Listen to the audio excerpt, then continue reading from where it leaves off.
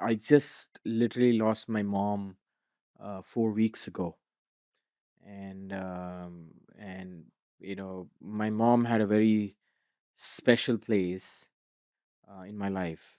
Everything Sorry that to you hear that. see um, today of who I am as a person, thanks to my mother in a very big way, and my father.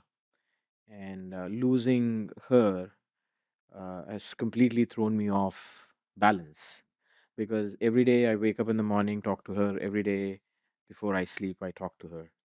And so she's been that person who's not only created me but shaped all the virtues, all the values, and everything that I have done in my life. So losing her is losing a big, part of my soul, which is completely irreplaceable. And I don't think I can ever get out of it.